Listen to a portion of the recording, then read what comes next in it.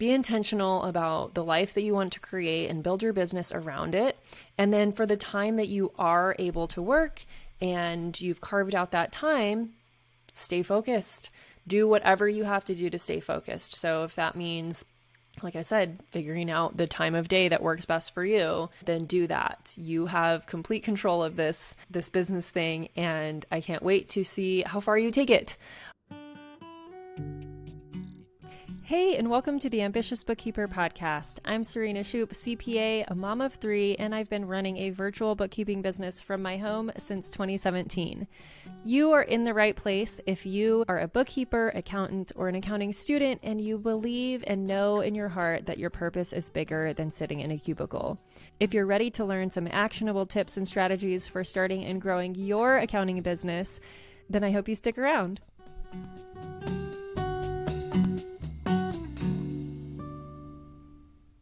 Are you trying to balance building your bookkeeping business with maybe working in corporate or raising little ones or maybe a couple other side hustles? Well, in today's episode, we're going to unpack how to balance your side hustle with all the other things in life. So let's get to it. So I have various tactics, I guess, if you will, on how I manage time.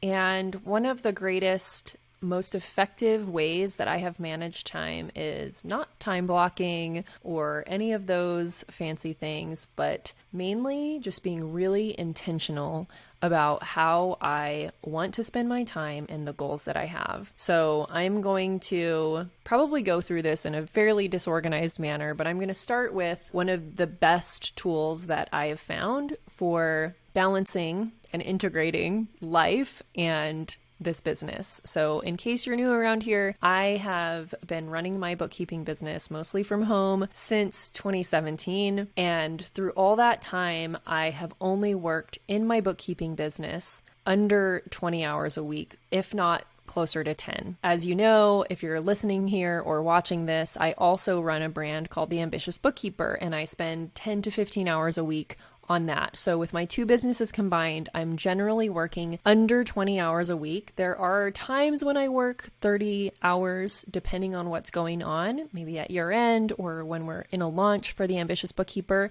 But for the most part, my general week to week is under 20 hours in total for both businesses. And I've only been able to do this because I have built my business slowly and in a way that I wanted to maintain that balance. And so I've had to say no to a lot of opportunities, and I've had to cancel lots of things over the years because I was too ambitious and I realized I don't actually have the time for this. So you get really discerning about where you're spending your time when you have this vision and this goal for only working a certain amount of time.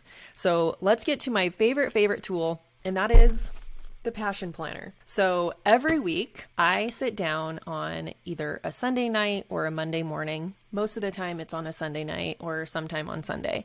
I sit down with my Passion Planner and I use the weekly version of it. So you can see a weekly spread, days of the week right here. There's some to-do lists at the bottom. I will link a sample page to the Passion Planner where you are listening or watching this so that you can see what I'm talking about. So each week I sit down with my Passion Planner. I pull up my calendar on my phone because that's where I have all my calendars linked, my personal calendar, my family calendar that has kids' activities on it, and my work calendar. So I look at my calendar to see what is already scheduled, and I write that down in my planner. And then I take a look and see, okay, now I'm planning my work around all these personal things, activities with the kids, and work meetings that have been booked.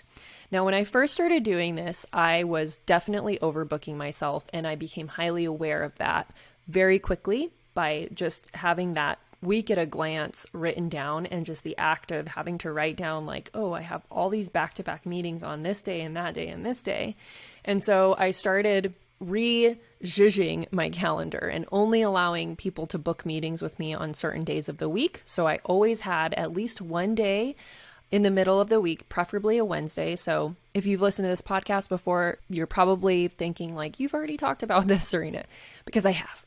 I've talked about it a lot. And if you're a student of mine, you've heard me talk about this even more, most likely. So I decided I'm only allowing people to book meetings with me on Tuesdays and Thursdays. Wednesdays is a work day, but it's a deep work day, or a day where I am doing things like this, like batching podcasts or working on client work or whatever it is. I like to have a full day uninterrupted by meetings, because when I have meetings, I can't really do any other work. I end up doing follow-ups for those meetings and getting, little things done here and there. But the real deep work, I personally need 4 to 6 hours blocked off where I'm not going to be interrupted. So that's Wednesdays. Mondays and Fridays, I also have blocked off. I don't book any calls on Mondays and Fridays because I have personal things going on. Mondays is when I have my guitar lessons, and I like to have Mondays free in case we do a long weekend somewhere.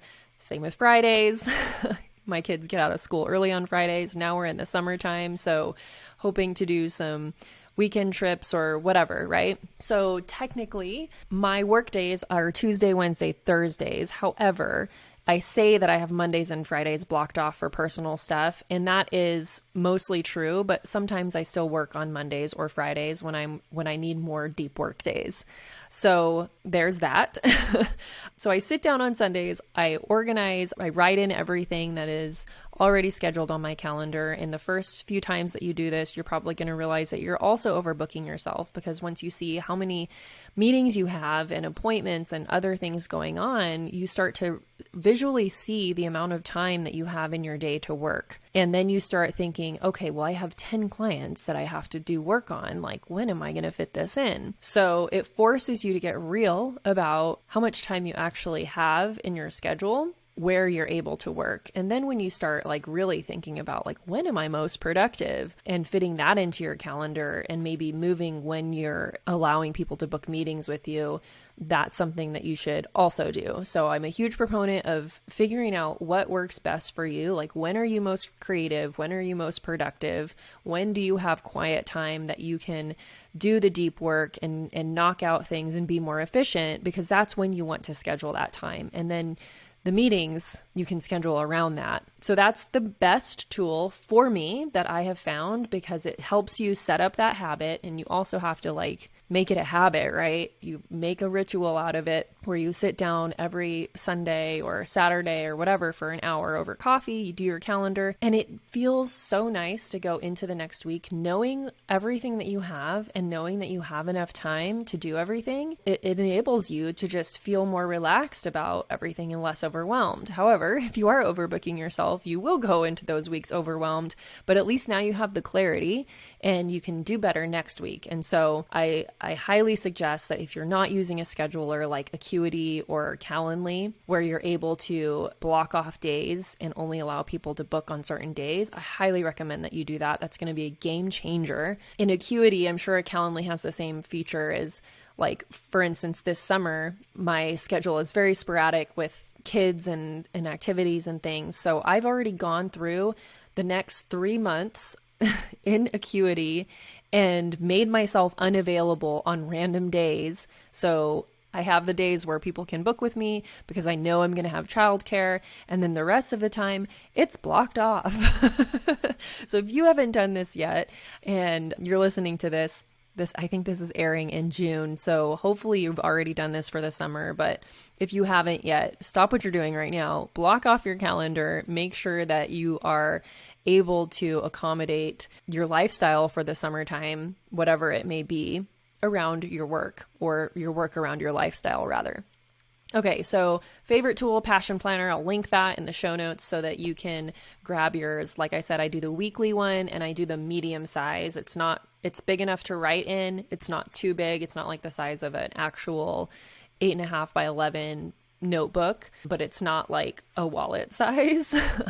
So that's what I do. And I like to get the little tabby things so that I can quickly jump from month to month. And before each week, at the beginning of each month, there's a monthly spread. So you can kind of look at your month at a glance. There's some really cool goal setting exercises in here.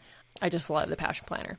Okay, so the next thing is be intentional, like I said. And one of the other ways to be intentional is when you do have those pockets of time to work and you want to try to stay as focused and productive as possible. I love using a Pomodoro timer. So you can, I think it's pomo.io. Look on my computer real quick. It is pomofocus.io is what I use. And basically a Pomodoro timer is, if you're part of my community and you've been a part of the co-working sessions, we do an 1.5 hour Zoom call. And it's a co-working session, but I do 3 25-minute Pomodoro sprints. And then we take a break for 5 minutes where you can chit chat or whatever. And then we get back to work for 25 minutes. So it's kind of fun. Even if you're by yourself, you can race against the clock. Just like, okay, I've got 25 minutes. This is the main task I want to complete, whether it's like, closing out the books for a client or running the reports and sending the email or whatever it may be. And it's like you're racing against that clock and you stay really focused. Psychologically, it just works. And I'm sure there is research behind the 25-minute thing and then the 5-minute break. I do really recommend actually taking that 5-minute break and giving your eyes a break from the computer, getting up, getting water, stretching, all that kind of stuff. It does make a difference. And yeah, so when you do have those pockets of time, being really focused is very important. And if you have little kids, I know this is difficult, but the 25 minutes is also a really great thing with your kids and getting them kind of used to, like, if they're going to be home with you during the summer, getting them used to like, okay, I'm going to be working for 25 minutes. When you hear my little timer ring off, it goes bring or whatever, the noise it makes, then you know that mommy's done and we can play a game or whatever. So it's good for your kids too, to understand, like, they know there's an end in sight and they'll start, kind of holding you accountable too. Okay, so the other thing, I've already kind of touched on it, is that I'm exploring more, and sorry, gentlemen who are listening, but setting your calendar up along with your cycle. I'm still kind of learning about this, but I definitely can see peaks and valleys of my energy levels throughout the month. And it's really hard to do front-facing client meetings or like Instagram lives or whatever, like marketing, like face to camera things during certain times of the month. And so those times of the month are great to like do the background work, right? Like where you're doing bank reconciliations and things like that. I know that's not always going to line up with month end, but if it does, take advantage of it. So just to recap, be intentional with how you want to set up your business and building it around your life, not your life around your business. Because if you start off, especially if you came from corporate, you're already used to like having to live your life after 5 p.m. and on the weekends. And that's not the point of this. So whatever kind of life that you want, if you want to work early mornings and be done by 1 or 2, like my good friend Alyssa Lang, the Workflow Queen, shout out, go listen to her podcast. That's her style. She wakes up super duper early. She knocks out a bunch of stuff before other people are awake in the world so she doesn't get interrupted. And then she starts doing her email and her meetings. And then she's done by like 1 or 2 p.m. And that's what works for her energy levels. So figure out what works for yours. Be intentional about the life that you want to create and build your business around it. And then for the time that you are able to work and you've carved out that time, stay focused.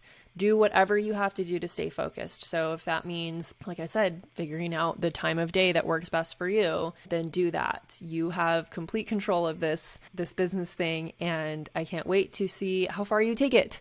All right, so I'm linking all the resources that I mentioned in the show notes. Thank you so much for tuning in each week, listening, watching, wherever you are listening or watching. If you're here on YouTube, leave me a comment. Let me know your favorite tool for staying organized and focused. And also let me know your goals for your business. We're halfway through the year now, and I want to know, what do you have planned for the rest of the year? If there's any way I can support you, please do reach out.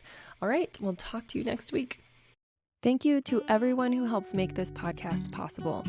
Content and interviews are produced by me, Serena Shu. Our intro and outro music is written and performed by my brother, Ian Gilliam. Editing is also by Ian using his awesome sound engineering skills along with Descript software. Hosting and publishing is by Buzzsprout. And you can check out the show notes for links to all of these amazing resources and resources mentioned in the episode. Be ambitious.